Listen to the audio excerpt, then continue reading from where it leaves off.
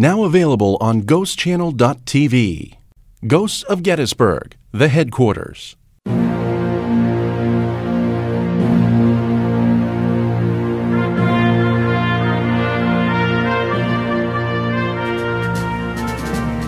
North versus South, blue versus gray, American versus American. It was during 3 hot summer days in 1863 that 2 great armies clashed in fields just a short walk from where I'm standing. And as we stroll down Baltimore Street here in Gettysburg, we pass historic buildings, some still scarred by battle, and many displaying a small plaque on the front door that simply identifies it as a Civil War building. As we continue our walk, eventually we come to this place, 271 Baltimore Street, headquarters of the original Ghosts of Gettysburg. Since 1994, visitors to Gettysburg have experienced walking candlelight tours hosted by Mark Nesbitt, a former National Park Service ranger turned author and historian. Now, Mark has written an impressive list of books on both the history of this place and the paranormal. It is the latter subject that captivates his attention these days. Call it irony if you will, but Mark claims that the place that houses a business dedicated to the Ghosts of Gettysburg is indeed haunted by the Ghosts of Gettysburg. There are fantastic stories about eerie visions, unexplained noises, and strange events taking place here. So this is where we will begin our journey into the unknown as Mark takes us on a tour of a house that witnessed history. Let's go inside. All right, Mark, we're in the house that the Ghosts of Gettysburg Walking Tours calls home. Now, this house has a pretty good history. Do you mind showing us around and telling us about it? Not at all.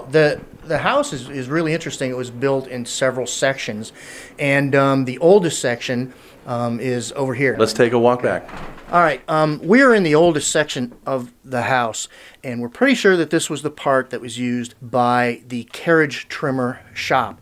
Jacob Heck and Andrew Woods, who owned it. Andrew Woods owned it at the time of the battle. Right now is our kitchen. This is the 1837 section, and we have evidence of the battle. There's a bullet hole in the door. It's a .58 caliber, and obviously would have come right through the window. Through the window, and knocked this out. And then this was a piece of wood that they put on there to repair it. But that's somebody dug it out. That's a perfect .58 caliber right there. Well, let's keep walking through here. All right. Now this was the room that I actually had an experience in. And it was, believe it or not, Halloween night, of course. And I was kind of closing things up, and I came back here, and the lights were down. And I went to close this door, which is the middle door to the house. And as I closed the door out of the corner of my eye, I saw a figure standing right inside this door. Welcome back to Ghosts of Gettysburg, the headquarters. I'm Brad Christman, and so far you've heard about the history and some claims of supernatural interaction inside 271 Baltimore Street in Gettysburg. During this special hour, you'll come along with us as we conduct our own investigation. First, though, a bit of background. What you're going to hear in this program is our attempt to record something called EVP. That stands for Electronic Voice Phenomenon. It's a term used to describe noises detected on audio tape, but not actually audible to the human ear at the time of recording. So if you're going to try to communicate with spirits you cannot see or hear, where do you begin? Well, Mark has enlisted the help of several psychics who claim to be able to sense or even see and hear spirits not detectable to the rest of us. First up, Lane Crosby. You're going to help us out tonight as we attempt to do an investigation. Tell me what it is that you can do that apparently the rest of us, or most of the rest of us, can't. Well, I kind of do several things. I'm a physical empath, so I feel emotions. I'm also sensitive, so I can feel where the energy is in the room. That's where the spirits are, where the ghost may be. And I'm also clairaudient, so if I concentrate, I can hear them talking to me. Are you able to see them?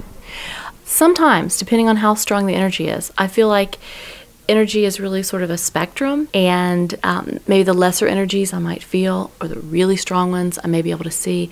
But I see them, if I don't see them in the room, I typically see them in my third eye. Your third eye? My third eye. That's what you call it. Okay. My mind's eye. As we prepared the upstairs room at 271 Baltimore Street, almost immediately our psychic helpers indicated we were not alone. We were told we had been joined by a priest wearing Union blue.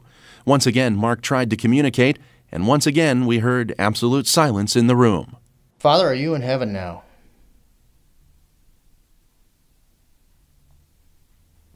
Father, what's it like where you are?